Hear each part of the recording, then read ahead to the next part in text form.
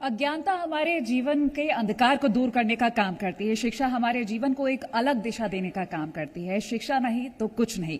शिक्षा संसार में सफल होने का रास्ता बताती है और विद्या ही जीवन में सफल होने की कला प्रदान करती है। नमस्कार, आप देख रहे हैं जी मध्य प्रदेश छत्तीसगढ़। मैं हूं आपके साथ कोमल गंगवार। आज हम शुरुआत करने जा रहे हैं एजुकेशन एक्सीलेंस कॉन्क्लेव 2023 की, और इसको सक्सेसफुल बनाने के लिए सबसे पहले तो आप सभी का शुक्रिया कि आप सब यहां पर आए हैं। हमारे साथ खास मेहमान इस वक्त मौजूद हैं। जोरदार तालियों के साथ स्वागत करिए शिवानी अग्रवाल जी का, जो कि एग्जीक्यूटिव डायरेक्टर है सेज ग्रुप से। और बहुत स्वागत है आपका शिवानी जी। तो सेज ग्रुप एक लीडिंग बिजनेस ग्रुप है सेंट्रल इंडिया का, और इसकी जो प्रेजेंस है वो अलग अलग क्षेत्रों में है। चाहे तो हम रियल एस्टेट को लेकर के बात करें, एजुकेशन को लेकर के बात करें, मेडिकल इंडस्ट्री को लेकर के बात करें, तो बहुत स्वागत है। तालियों का सिलसिला लगातार जारी रखना चाहिए। अपने अगले गेस्ट को मैं मंच पर बुलाना चाहूंगी, डॉक्टर सिद्धार्थ चतुर्वेदी जी को, जो कि डायरेक्टर है आईसेक्ट ग्रुप के। और किस तरह से आईसेक्ट ग्रुप इनोवेशन को लेकर के काम करता है, स्टार्टअप्स को सपोर्ट करने का काम करता है, वो जानने की कोशिश आज हम करेंगे इस मंच के जरिए। और अपने अगले गेस्ट को बुलाती हूं दिवाकर सिंह जी को, जो कि चांसलर है सरदार पटेल यूनिवर्सिटी के। बहुत स्वागत है आपका भी दिवाकर सिंह जी। तो कृपया करके मंच पर आइएगा ताकि हम चर्चा कर सके, जानने की कोशिश कर सके कि ये जो तमाम यूनिवर्सिटीज हैं वो कैसे मदद कर रही हैं मध्य प्रदेश को आगे बढ़ाने के लिए, और कैसे काम किया जा रहा है ताकि बच्चों की जो शिक्षा है उसे और बेहतर बनाया जा सके। तो जानने की कोशिश करेंगे इन तमाम गेस्ट से। ओवर टू यू कोमल। शुक्रिया कीर्ति। तो शुरुआत करेंगे क्योंकि हम जब शिक्षा को लेकर बात कर रहे हैं तो हर एक सवाल का जवाब जानना बेहद जरूरी रहता है। पहले मैं शुरुआत करना चाहूंगी शिवानी जी आपसे। आप हेल्थ, एजुकेशन, कंस्ट्रक्शन, पावर के साथ साथ कई क्षेत्र में कार्य करते हैं। तो ऐसे में सेज ग्रुप को लेकर जब हम बात करते हैं तो कैसे संभव हो पाता है, पहले तो हम ये जानने की कोशिश करेंगे। सेज ग्रुप ने स्टार्ट की थी ये जर्नी रियल एस्टेट से। My father started the business back in 1980s and that was the main motivation. मतलब फिर रियल एस्टेट से हम एजुकेशन में आए and power infrastructure, health care में recently we have come up with Apollo Sage hospital. So Sage group is actually devoted to the society. हमारा motto ही है bringing happiness to society. तो इसीलिए जो भी बेसिक नीड्स हैं लोगों की, जैसे कि education is a basic need, good health is a basic need, and after COVID we have realize the importance of good health and hygiene। तो इसीलिए सेज ग्रुप में हम लोगों का सभी का मोटिवेशन यही रहता है कि कैसे हम भोपाल के, मध्य प्रदेश के, सेंट्रल इंडिया के लोगों को अच्छे से अच्छा सर्व कर सकें, कैसे हम यहाँ के लोगों का लिविंग स्टैंडर्ड बढ़ा सकें, कैसे हम यहाँ जो स्टूडेंट्स हैं उनको आउट ऑफ इंडिया जाने से रोक सके, उनको वो फैसिलिटी जो बाहर यूनिवर्सिटीज दे रही है वो यहीं दे सके, सो दैट वो अपने पेरेंट्स के क्लोज भी रह पाएं, इंडियन कॉन्टेक्स्ट में चीजें समझ पाएं, because Indian context is very different from foreign context. उनको अगर यहीं रहना है तो यहाँ के तरीके से जीना सीखना पड़ेगा। So for all of that I think it is necessary to be in different industries and serve people in 360 degree fashion. So yeah. बिल्कुल। तो छात्रों को कैसे जो बेहतर सुविधाएं हैं वो मुहैया कराई जा सके, उसको लेकर के काम किया जा रहा है। सिद्धार्थ जी, मेरा सवाल आपसे है, स्टार्टअप सपोर्ट और आइडिया इंक्यूबेशन सेंटर, इसके बारे में क्या विचार है आपके? तो आईसेक्ट ग्रुप पिछले 35 वर्षों से शिक्षा और कौशल विकास के क्षेत्र में काम कर रहा है, और न सिर्फ मध्य प्रदेश बल्कि देश भर में हम खासकर रूरल एरियाज में स्किल्स, वोकेशनल ट्रेनिंग और हाल ही में अब हायर एजुकेशन के माध्यम से हम लोगों ने काम शुरू किया है। हमारा ये मानना है कि सिर्फ जॉब ही एक आउटकम नहीं होता किसी भी हायर एजुकेशन सेगमेंट के लिए, और खासकर आज के परिप्रेक्ष्य में स्टार्टअप्स और सेल्फ एम्प्लॉयमेंट एक बहुत बड़ा फोर्स बन के उभरा है। भारत का जो स्टार्टअप इकोसिस्टम है वो दुनिया में नंबर 3 पे इस समय आता है, और बहुत ही जल्द हम वर्ल्ड के नंबर 2 स्टार्टअप इकोसिस्टम को बनाने की तरफ अग्रसर हैं। अभी हाल ही में हमने 100 यूनिकॉर्न्स को सेलिब्रेट किया। आगे और भी यूनिकॉर्न्स आने वाले हैं, न सिर्फ इंडिया में बल्कि दुनिया भर से इंडिया के स्टार्टअप इकोसिस्टम से बहुत सारे इनोवेटिव सॉल्यूशंस को लेने के लिए देखा जा रहा है। तो इसी सब के चलते अटल इंक्यूबेशन सेंटर, जो कि भारत सरकार नीति आयोग द्वारा सपोर्टेड है, उसकी स्थापना सेंट्रल इंडिया के फर्स्ट इंक्यूबेशन सेंटर के रूप में हम लोगों ने की। और मुझे बताते हुए खुशी है कि पिछले 4 वर्षों में 72 स्टार्टअप्स को हमने इंक्यूबेट किया है। उसमें से कुछ स्टार्टअप्स ग्रेजुएट हो चुके हैं। बहुत सारे स्टार्टअप्स ने अपने फर्स्ट, सेकंड और अब उसमें से कुछ थर्ड राउंड ऑफ फंडिंग तक भी पहुंच चुके हैं। और हमारा जो इंक्यूबेशन सेंटर है वो इन्वेस्टर्स, मेंटर्स, इंडस्ट्री कनेक्ट और एक पूरे जो सपोर्ट सर्विसेज हैं, legal advice, statutory advice, taxation advice, इन सभी चीजों में काम करता है। ये 72 स्टार्टअप्स ने 1000 से ज्यादा जॉब्स क्रिएट किए हैं और ये सारे स्टार्टअप्स मिलकर आज क्यूमुलेटिव अगर मैं इनकी टॉप लाइन देखता हूं तो लगभग 80 करोड़ का ये रेवेन्यू अपने आपस में मिलकर करते हैं।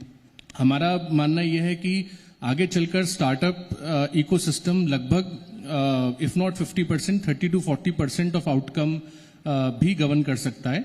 और अंत में जो इंक्यूबेशन सेंटर है उसका जो ध्यान है वो सिर्फ न्यू एज इकोनॉमी स्टार्टअप्स पे नहीं है। माइक्रो एंटरप्रेन्योरशिप और रूरल एंटरप्रेन्योरशिप जो रूरल एरियाज और सेमी अर्बन एरियाज में इकोनॉमिक एक्टिविटी को बढ़ाने के लिए बहुत बड़ा फोर्स है और जॉब गिवर के रूप में भी वो काम करते हैं। हर एक केंद्र जो पंचायत या रूरल एरिया में काम करता है अपने साथ 3 या 4 या 5 लोगों को जॉब भी देता है। तो माइक्रो एंटरप्रेन्योरशिप को कैसे बढ़ाया जाए, ऐसे कौन कौन से सेक्टर्स हैं जहां पे एक ग्रामीण उद्यमी अपना काम कर सकता है, तो ऐसी एंटरप्रेन्योरशिप को बढ़ाने का काम भी इंक्यूबेशन सेंटर कर रहा है। तो दोनों न्यू एज इकोनॉमी स्टार्टअप्स जिसको हम यहाँ पे इंक्यूबेट करते हैं और माइक्रो एंटरप्रेन्योरशिप बढ़ाने के लिए हम कितना काम कर सकते हैं उस लक्ष्य के तरफ भी इंक्यूबेशन सेंटर काम कर रहा है। बिल्कुल। दिवाकर जी, आपसे सवाल, छत्रपति शिवाजी यूनिवर्सिटी को लेकर बात करें तो फास्टेस्ट राइजिंग अवार्ड मिला है और यहां तक पहुंचने के लिए कैसे मेहनत की गई और अगर हम बात करें कौन कौन सी चुनौतियां रही हैं तो उसके बारे में भी जानने की कोशिश करेंगे। देखिए, पहले तो हमारी सरदार पटेल विश्वविद्यालय बालाघाट में, जो कि हम लोगों ने पिछले 20 सालों से शिक्षा के क्षेत्र में बालाघाट में काम कर रहे हैं, उसमें हमने बालाघाट जो मध्य प्रदेश का एक आदिवासी बहुल और पिछड़ा बहुल जिला है और जो कि महाराष्ट्र से लगा हुआ है, लेकिन मध्य प्रदेश में सबसे रिसोर्सफुल जिला है। वहां पर नेचुरल रिसोर्सेज बहुत प्रचुर मात्रा में अवेलेबल है। जैसे वो माइनिंग का बड़ा सेक्टर है, वहां पे मॉइल है, HCL है, वहां पे फॉरेस्ट बहुत बड़ा एरिया में है जिसमें बेम्बूज हैं। और बालाघाट में एग्रीकल्चर में अगर हम बोलें तो धान का कटोरा छत्तीसगढ़ के बाद बालाघाट में आता है, बालाघाट कहा जाता है। तो ये जो रिसोर्सेज हैं इनका उपयोग हम लोग अपने विश्वविद्यालय में कर रहे हैं, उनके हमारे स्टार्टअप्स भी हैं। और सबसे ज्यादा जो हम लोगों के जो बच्चे हैं उनको प्रैक्टिकल ट्रेनिंग जो है वो इन क्षेत्रों में मिल पा रही है क्योंकि सारी रिसोर्सेज वहां पे अवेलेबल है। तो निश्चित ही कुछ चुनौतियां भी हैं क्योंकि पिछड़ा और आदिवासी बहुल जिला है और उसके फायदे ये है कि वहां पे नेचुरल रिसोर्सेज हैं जिनको बच्चों को हम हैंड ऑन ट्रेनिंग वहां पे करवा पा रहे हैं। देखिए, बालाघाट में अगर आप देखेंगे शिक्षा का जो प्रतिशत है, स्तर है, वो मध्य प्रदेश में 4थे नंबर पे है। बड़े बड़े शहर जो है वो बालाघाट से बहुत नीचे हैं। अभी मध्य प्रदेश में जो वर्ग 2 और वर्ग 3 की परीक्षाएं हुई थी उसमें सबसे ज्यादा सिलेक्शन पूरे बालाघाट जिले हुए, पूरे मध्य प्रदेश में सबसे ज्यादा सिलेक्शन जो है बालाघाट के छात्रों का हुआ है। और इसका मैटर भी आया था, मध्य प्रदेश की कैबिनेट में भी आया कि बालाघाट के जो बच्चे हैं इतने सिलेक्ट हो गए तो इनकी पोस्टिंग कैसे होगी, क्योंकि उन सबकी पोस्टिंग उस जिले में होनी थी और इनका सिलेक्शन जो है इतनी ज्यादा संख्या में हो गया कि इनको बालाघाट के बाहर की जिलों में भेजना पड़ा। इसलिए बालाघाट का जो शिक्षा का स्तर है वो बहुत अच्छा है और हम लोगों ने उसमें उच्च शिक्षा में और तकनीकी शिक्षा में काफी प्रयास किया है शिक्षा के स्तर को बढ़ाने के लिए। ठीक है, शिक्षा को लेकर के तो बातचीत हम लगातार कर रहे हैं, लेकिन स्वास्थ्य को लेकर के भी बात करना बहुत महत्वपूर्ण होता है। मेरा सवाल आपसे है शिवानी जी कि आगे जाकर के आप स्वास्थ्य को किस दिशा में देखते हैं और अपोलो सेज किस तरह से काम कर रहा है? Thank you so much for that question, क्योंकि स्वास्थ्य बहुत ही इम्पोर्टेंट चीज़ है। आई बिलीव कि हर इंसान को खुश रहना चाहिए और खुशी का सबसे बेस रीज़न होता है if when you are healthy, you are happy when you are healthy, when your mind is healthy and happy. तो मुझे ऐसा लगता है कि अब जो फ्यूचर है हेल्थ केयर का, that is moving towards tele health care services. तो अपोलो सेज हॉस्पिटल तो बहुत सारे डिपार्टमेंट्स नए नए लेकर आया है भोपाल में, जैसे renal transplant also we are doing, which is just 2 facilities in Bhopal, and उसके साथ में वाटर बर्दिंग फैसिलिटी, जिसमें कि it is lesser painful delivery system for females. इस टाइप के बहुत सारे नए पैक्स, पाइपिंग और इंफ्रास्ट्रक्चर रिलेटेड चीजें हम लोग कर रहे हैं अपोलो सेज हॉस्पिटल में। बट फ्यूचर में टेली हेल्थ सर्विसेज जो मैं आपको बता रही हूँ, जिसमें कि डॉक्टर से फोन पे कंसल्टेशन या ऑनलाइन कंसल्टेशन या ऑनलाइन कुछ अगर क्वेरीज हों किसी की, तो इस टाइप के बहुत सारे new initiatives Apollo Sage hospital ले रहा है और फ्यूचर में भी लेते रहेगा, opening satellite hospitals in different corporates और डिफरेंट विलेजेस। इन सब टाइप के भी काम हम लोग ट्राई कर रहे हैं, सो दैट ज्यादा से ज्यादा लोगों को जो बेसिक हेल्थ केयर फैसिलिटीज हैं वो प्रोवाइड करा पाएं। और अपोलो के साथ एक बहुत ही सोफिस्टिकेटेड और बहुत ही इंडिया लेवल का सिस्टम हमारे साथ जुड़ा हुआ है, और उन लोगों ने बहुत सारी न्यू टेक्निक्स एंड ट्रिक्स हम लोगों को बताई हैं। हमारे जो डॉक्टर्स का पैनल है, we have more than 40 doctors on panel जो कि पूरे इंडिया से आए हुए हैं, और बहुत सारे डॉक्टर्स ने आउटसाइड इंडिया एक्सपोजर भी लिया हुआ है। तो मुझे ऐसा लगता है कि कोई कमी नहीं है अब भोपाल में health care, good health care system की। अभी कुछ दिन पहले मुझे हमारी टीम बता रही थी कि कैसे एक हमारे पास फीमेल आई थी जो कि अबॉर्शन के लिए आई थी, और जब हमने उनके टेस्ट फिर से अपोलो सेज में कराए एंड जो हमारे डॉक्टर्स हैं उन्हें टेस्ट किया, तो पाया कि अबॉर्शन की उसको जरूरत ही नहीं थी और उसका बेबी एकदम हेल्दी था। तो ऐसी चीजें मुझे सुन के लगता है कि एक छोटी सी गलत एडवाइस से आप कितना बड़ा नुकसान सह सकते हो अगर आपको सही एडवाइस सही टाइम पे नहीं मिले तो इसीलिए गुड हेल्थ केयर सिस्टम में ही आपको जाकर एडवाइस लेनी भी चाहिए और कंसल्ट भी करना चाहिए। सिद्धार्थ जी, आपके पास आना चाहूंगी। नेशनल एजुकेशन पॉलिसी, इसके बारे में क्या कुछ कहेंगे? एजुकेशन के जो भी डिस्कशंस अभी होते हैं वो न्यू एजुकेशन या नेशनल एजुकेशन पॉलिसी के मेंशन के बिना अधूरे हैं।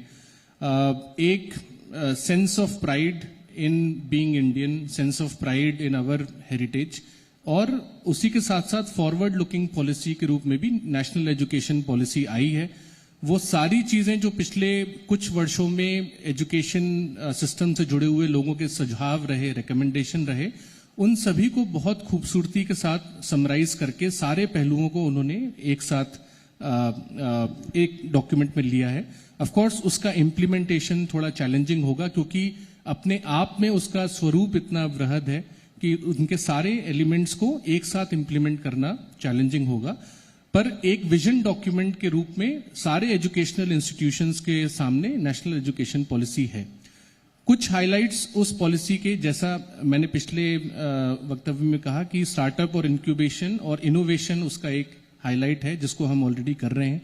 दूसरा एक बड़ा शिफ्ट उसमें स्किल एजुकेशन को फॉर्मल एजुकेशन से इंटीग्रेट करने की बात कही गई है, और कक्षा 6वीं से वोकेशनल एजुकेशन के एक्सपोजर को स्कूल एजुकेशन में दिया जाए। 9th, 10th, 11th, 12th में उसकी इंटेंसिटी थोड़ी बढ़ाने की बात की गई है, और हायर एजुकेशन में वर्ष 2030 तक लगभग 50% लर्नर्स को स्किल एजुकेशन से इंटीग्रेट करने की बात भी उसमें की गई है। तो उसका पर्पस ही ये है कि हम स्किल्स और वोकेशनल ट्रेनिंग को जो एक पैरेलल सिस्टम मानते थे, जब तक उसको मेन स्ट्रीम में इंटीग्रेट नहीं किया जाएगा तब तक जिस तरीके की रिक्वायरमेंट इंडस्ट्री को है, जो स्किल्ड मैन पावर की बात बार बार होती है, तब तक हम उसे अचीव नहीं कर पाएंगे। तो एक दूसरा शिफ्ट है कि स्किल्स को मेन स्ट्रीम किया जा रहा है, और स्कूल एजुकेशन और फॉर्मल एजुकेशन दोनों में ही इस पे बात होगी। तीसरा, आई थिंक जो ऑनलाइन लर्निंग और यूज ऑफ न्यू मीडिया को बहुत बड़ी जगह इस पॉलिसी में दी गई है, और बहुत अच्छी बात है कि इस फ्लेक्सिबिलिटी को उस पॉलिसी ने समझा है और उसको एक्सेप्ट किया है कि हाइब्रिड वे में, ब्लेंडेड वे में एजुकेशन पोर्टल्स के माध्यम से भी काफी सारी पढ़ाई छात्रों की करवाई जा सकती है। और साथ ही साथ इस पॉलिसी में ये भी एक प्रावधान है कि बहुत एक बड़ा कंपोनेंट एजुकेशन का इंडस्ट्री शॉप फ्लोर में भी किया जा सकता है। तो जिसको हम आज अप्रेंटिसशिप या इंटर्नशिप के माध्यम से जानते हैं, तो आगे चल के कोर्सेज का जो स्वरूप है इस तरीके से चेंज होगा कि आपको पूरे 3 साल या 4 साल कैंपस में रह के नहीं पढ़ना है। आपका एक बहुत बड़ा सेगमेंट या तो इंडस्ट्री में ट्रांजैक्ट होगा या ऑनलाइन ट्रांजैक्ट होगा, और इस तरीके से एक्सपोजर जो मिलना है छात्र को वो काफी बढ़ने वाला है। चौथा, मुझे लगता है कि जो रिसर्च को लेकर एक नेशनल रिसर्च फाउंडेशन बनाने की बात की गई है, वो भी एक बहुत बड़ी डिमांड बहुत सालों से चल रही है कि एक ऐसी एपेक्स बॉडी जो कि प्राइवेट और गवर्नमेंट संस्थाओं को उनके मेरिट के आधार पे, उनके रिसर्च प्रपोजल्स के आधार पर फंड करे, उनके प्रपोजल्स को आगे बढ़ाए। तो ऐसा एक नेशनल रिसर्च फाउंडेशन बनने की बात भी की गई है। और इंडिया के जो रैंकिंग सिस्टम है वहां पे एक बड़ा कंपोनेंट जो मिसिंग होता है हमारी रैंकिंग में, वो रिसर्च आउटपुट या पेटेंट्स या publishing of papers and filing of innovation patents, वो एक होता है। तो अगर रिसर्च फाउंडेशन कोऑर्डिनेटेड वे में काम करेगा तो research output of the universities भी बढ़ेगा। तो कुछ टॉप हाइलाइट्स हैं, ऐसे बहुत सारे इनोवेटिव फीचर्स हैं। हाँ, इसको इम्प्लीमेंट हम कैसे करेंगे और सारी संस्थाएं इसको कैसे अपनाकर अपने यहाँ पे चेंजेस लाएंगे, करिकुलम को चेंज करेंगे, ये this is to be seen in the coming years. बिल्कुल, जिस तरह से आपने जिक्र किया कि 4 साल अगर बच्चा पढ़ाई करे तो जरूरी नहीं है कि कॉलेज में रह करके आप पढ़ाई करें, स्किल्ड बनाने की कोशिश उसे की जा रही है ताकि इंडस्ट्री में कदम रखो तो पूरी नॉलेज होनी चाहिए। अगला सवाल आपसे है दिवाकर जी, आपकी जो यूनिवर्सिटी है वो महाकौशल में प्रथम है, इसका श्रेय किसे देंगे और आगे आपकी क्या प्राथमिकताएं रहने वाली हैं? देखिए, महाकौशल में हमारा विश्वविद्यालय सर्वप्रथम स्थापित हुआ। इसके लिए हमारे जो 20 साल से हमारे जो साथी हैं सबकी मेहनत रही कि बालाघाट में हम लोगों ने 20 साल पहले संस्थान स्थापित किया था और उसके बाद फिर धीरे से हम लोगों ने विश्वविद्यालय के रूप में उसको परिवर्तित किया। तो उसमें सभी लोग का सहयोग रहा, हमारे बालाघाट के हमारे सभी सामान्यजन का, हमारे सभी साथियों का। और आने वाले समय में चुनौतियां भी है हम लोग के लिए, क्योंकि चुनौतियां इस बात की है कि जो छोटी जगहों पर विश्वविद्यालय स्थापित होते हैं उनके लिए सबसे बड़ी चुनौती होती है कि बाहर के बच्चे वहां पर पढ़ें, बाहर के बच्चे वहां पर रहें। और बालाघाट तो एक नेशनल फिगर में एक नक्सलाइट जिला है और आधा जो उसका पॉपुलेशन है वो ट्राइबल का है।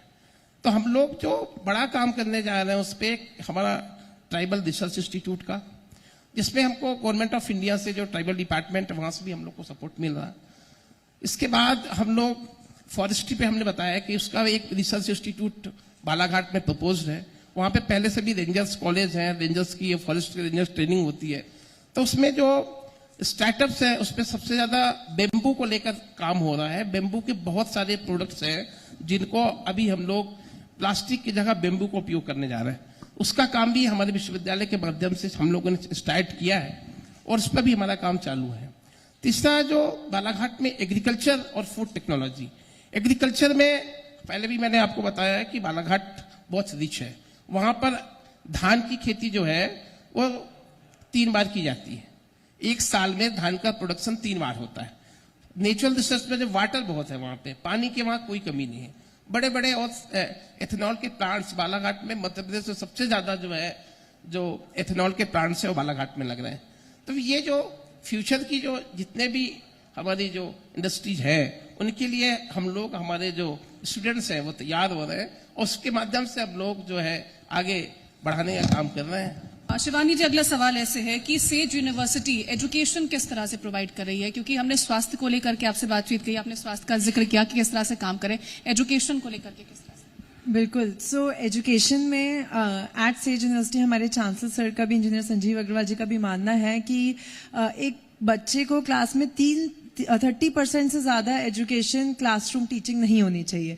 so, उसका 70% time should be spent giving experience, doing practical learning या किसी expert lecture with some industry person. तो हम लोगों का मेन फोटे है, जैसे कि न्यू एजुकेशन पॉलिसी ने भी कहा है कि multi disciplinary education is necessary. तो सेज यूनिवर्सिटी तो जब से आइडिया कंसीव हुआ है तभी से हम इस पे ही वर्क कर रहे थे कि कैसे हम एक आर्ट्स पढ़ते बच्चे को भी साथ में मैथ्स पढ़ा सकें, या फिर कैसे हम इंजीनियरिंग करते बच्चे को प्रोफेशनली डांस सिखा सकें, या कैसे एक ह्यूमैनिटीज पढ़ते बच्चे को प्रॉबली फोटोग्राफी सिखा सकें। सो मतलब अलग अलग स्किल्स जो उसका, जैसा कि मंत्री जी ने भी कहा था कि जो उसकी हॉबी है उसको भी हम कैसे डेवलप करा सकें कॉलेज टाइम पे ही, ताकि उसको ऐसा भी ना लगे कि उसका एक्स्ट्रा टाइम वेस्ट हो रहा है और उसको एकेडमिक पढ़ाई करनी चाहिए और वो नहीं कर पा रहा है। And at the same time अगर उसको वो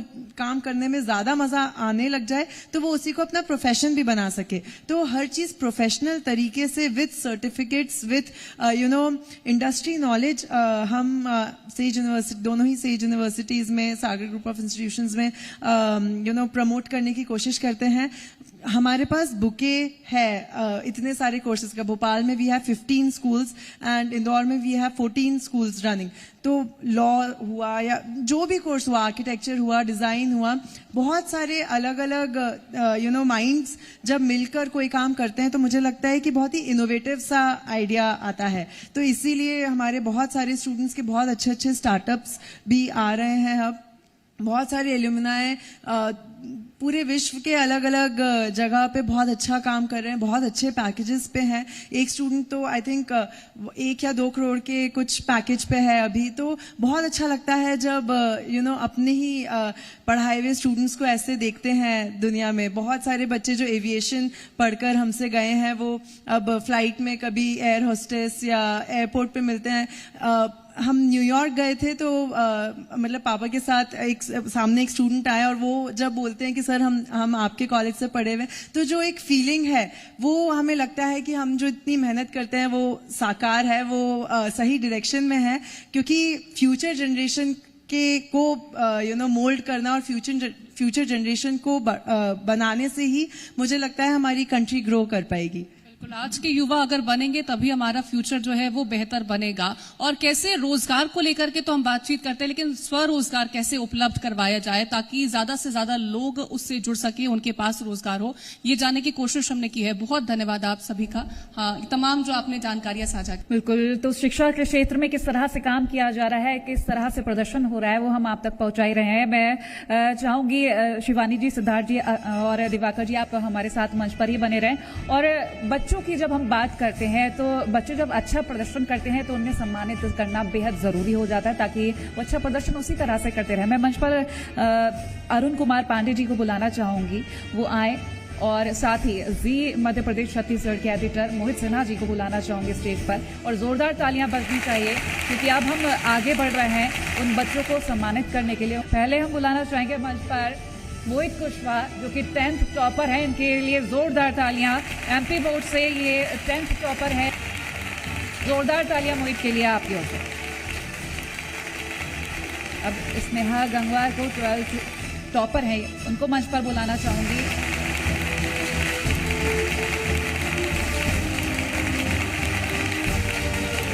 जोरदार तालियां बजनी चाहिए स्नेहा गंगवार के लिए।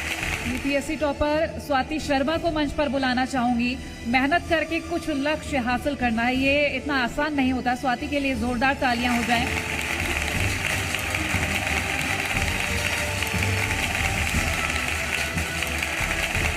पल्लवी मिश्रा यूपीएससी टॉपर, इनके लिए जोरदार तालियां प्लीज मंच पर आए। और देखिए जब मेहनत की जाती है और अच्छे परिणाम भी हासिल हो तो एक्सपेक्टेशंस और बढ़ जाती हैं, उम्मीदें बढ़ जाती हैं कि आगे अब क्या होगा, किस तरह से क्या हासिल करेंगे। तो जोरदार तालियां।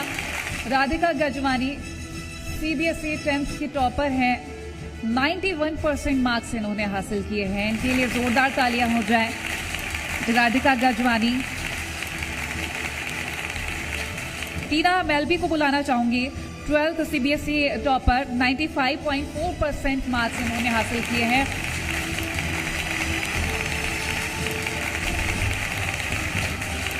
बहुत शुक्रिया इन छात्रों को सम्मानित करने के लिए। और अब मैं अपने गेस्ट को भी शुक्रिया कहना चाहूंगी। और अब से कुछ ही वक्त में हमारे साथ चिकित्सा शिक्षा मंत्री विश्वास सारंग जी भी जुड़ेंगे। आप सभी थोड़ा सा इंतजार करें, कुछ ही वक्त में हम आगे के सवाल के भी जवाब लेंगे। तो जोरदार तालियां हो जाए एक बार फिर से।